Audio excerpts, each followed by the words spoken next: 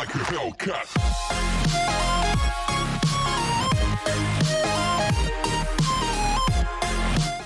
Before we get started, I have a favor. If you enjoy my content and want to see me continue to improve in both quality and size, please check out my Patreon linked in the description. Any amount helps and it is greatly appreciated. There are so many rewards for each level of donation, so go check it out. Now back to the video.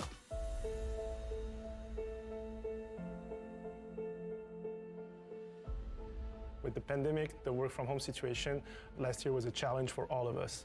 This being said, I'm really proud of the work that the whole development team across the world has been doing on Siege. We've brought amazing content during year 5 and hope the players really enjoyed what we brought. Starting in year 6, season 1, what we're going to be doing is having the operator inside of the battle pass as the first reward alongside its exclusive headgear and uniform that usually was in the year pass. Along with that, we're extending the period going from 1 week of early access to 2 weeks, and this 2 weeks period is going to be tied all of this at the same price for the battle pass. So during year 6, we're going to have our new operators, obviously, every season. These new operators, as I said, are going to be in the battle pass. In season 1, we'll be going into Argentina. The second half of the year, we'll be visiting Europe, so Croatia in season 3, and then visiting Ireland in season 4. And in season 2, we're really excited. We're going in the northern prairies of North America. Our newest operator will be from Dakota, which are indigenous people from that region. Also, along the year, we'll be shipping our usual map reworks. So in season 1, we're going to be starting with Border. We want to make it even more competitive than it is today. Season 2, after the house rework that we done last year, we want to do another casual rework. What this means is that we're going to be going and heading into Favela. In season 3, we're going to be trying something different. Instead of having one big map rework, we're going to be doing small reworks on multiple maps. And in season 4, we're actually going to go back to Outback. As always, we're going to be having our seasonal event every season. Alongside, we're going to have arcade playlist, so small gameplay laboratory. We're going to be trying new things, so look out for those. During the year, we're also going to be bringing core gameplay features and content in the game. We really want to use the test server to iterate on those, and once it's ready, ship it on live. The quality of service that we're bringing to the players is of the utmost importance for us, and we really want to keep focusing on this and make improvement into the connectivity and DDoS issues that we had for the past years. We're changing a bit how we're going to use the TS. We're going to push things that are far from over, and where we need feedbacks as early as possible to adjust things in advance. So it's very possible, for instance, that you see some very big gameplay systems land in the TS, but not come in the live version of the game before at least 2 more seasons, because we want to take the time to adjust them based on feedbacks. I think we have 2 major opportunities and way of improvements during the next year. I think the first one is going to be less downtime. And the second aspect would be onboarding. Being more welcoming to new players is also something that we believe is very crucial to the future and success of our games. We want the game to be really nice to play and nice to watch, especially when it comes to downtimes. When you play the game, I think there are moments where it's really tense and you feel like you're really pulled into the action, and that's mostly during the action phase. But during other phases, like the planning phase, the prep phase, or everything that happens after you die during a round, it feels like very often you don't have that much to, not that much that can really influence the outcome of the round. So the general idea is that we want the players to be able to have a clearer impact on how the round is going to end. Whether during the planning phase or even during the prep phase and the activities after death.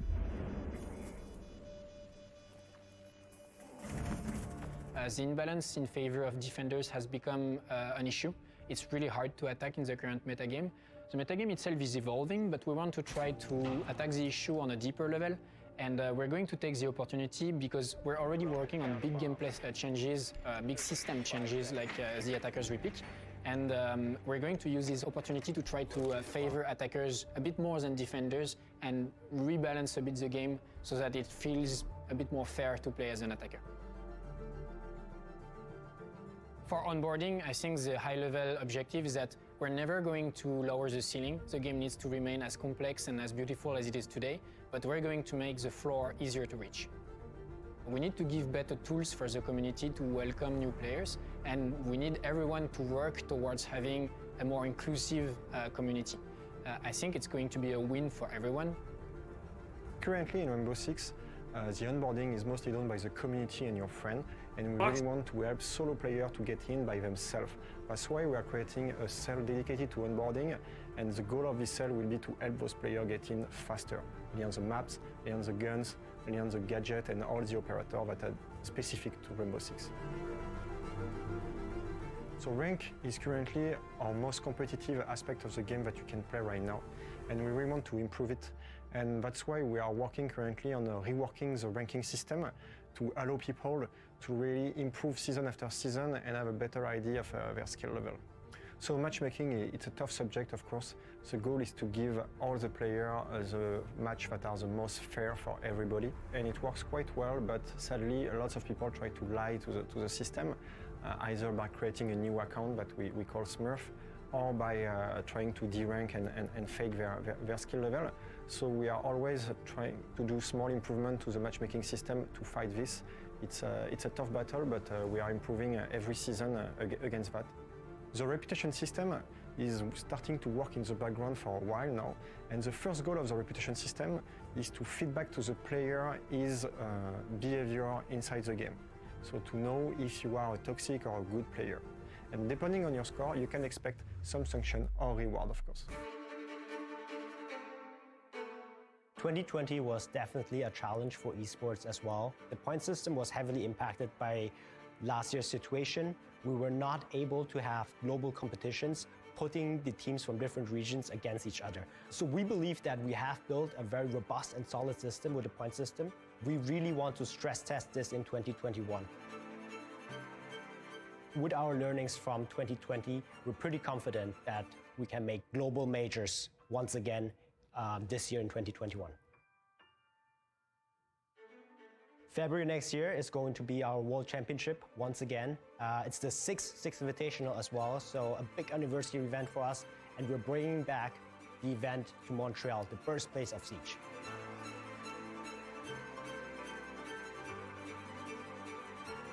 We have still a lot of work to do, but I think the creativity that this game brings is unmatched. And I see that Siege will continue to grow and to stay the best possible.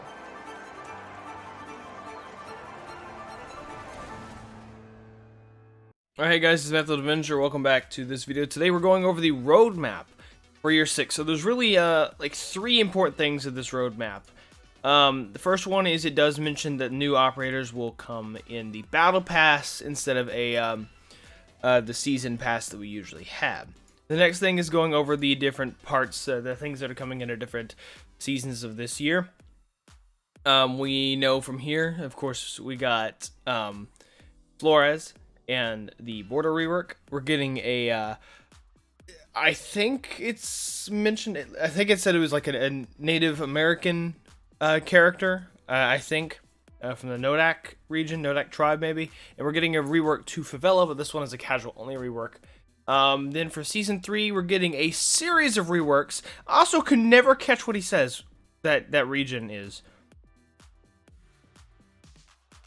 If I could get back to it, I can just never catch what he's saying. Northern Prairies of North America, from Nodak, indigenous people, is that one. But I'm never able to catch what he said, what region he says. So Argentina, Nodak, Croatia. We're going to Croatia for Season 3, and Ireland. We're getting an Irish character in Season 4. I like that. But if we go here, we see they're finally gonna look back at Outback in Season 4, but in Season 3 they're doing several maps all lumped together to rework at the same time, which is actually really cool. Now they go on to say that they're gonna start using the test server to be more of this stuff is in development, basically put out stuff earlier, like the replay system, stuff like that earlier, and like 2 or 3 seasons earlier is what they say. As if like they don't expect it to be out immediately. They want to give us as early access as possible so that we can give as much feedback as possible so they can make it as good for all players as possible. So that's a good thing.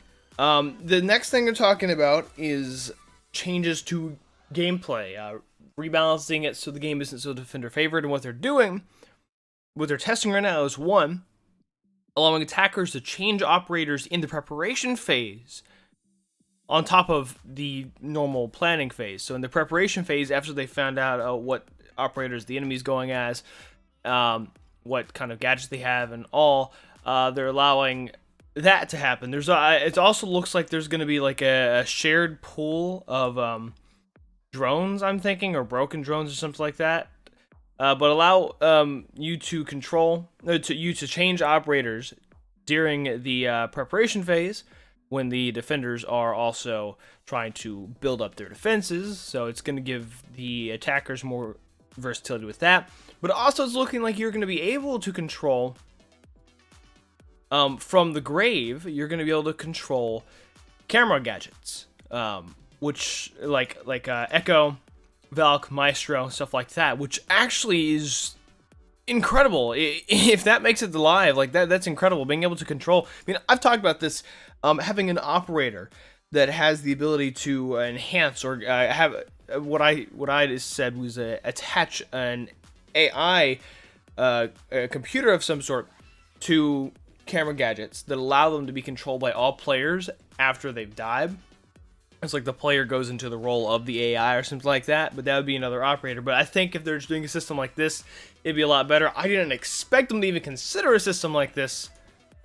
That's why I came up with the concept in the first place. But if that's the route they're going, if they want them to be more active in death, I think that's gonna be a good idea. I think that's really good. Give attackers as much advantage as possible within the defenders. Also get the same advantage for being able to control gadgets from the grave. I think that's really cool. Yeah. And so this is on defense, so I'm thinking it's tracking the drones that they've killed is what that is. Because, you know, any given team only has a maximum of 10 drones, so if you can track how many drones are destroyed, that's good. I'm thinking it might be a good idea if they gave the attackers version of that, but it shows cams, so you know how many cams are up or something like that. I'm not really sure how will that work, but it could be something to consider. Yeah. I really like it. And the other stuff here, it's not as important to anybody. They get on the matchmaking, talking about how some people try to trick the system, try to pretend to be bad. It's like, I hope they don't think I'm one of those people that's pretending to be bad. I'm just bad, and I need y'all guys' help. Please put my MMR lower. I'm getting ripped to shreds where I'm stuck at the moment. I'm not sure how I got here. I need to be lower, guys. Actually, I might be as low as it is possible to get, so that might be why, but I don't know. What do you guys think about the Year 6 roadmap? Were you guys expecting more? Or this about what you guys were expecting? I was really hoping we get at least one new map this year. Whenever they showed that it was an empty slot at first, where they said that they were trying something new, I'm like, oh my gosh, we're getting a new map again. But no, they're reworking several maps. I would really like a new map. But I don't think we're going to be getting that for at least a little while. But what do you guys think? Feel free to tell me your opinion in the comment section down below. As always, thank you all for watching. Please like, comment, and subscribe for more content. Follow my socials. Keep it up. Channel, go Discord, join the conversation, go to Patreon if you feel like supporting me. This is Untitled Avenger. Have a nice day. Stay safe. Peace out.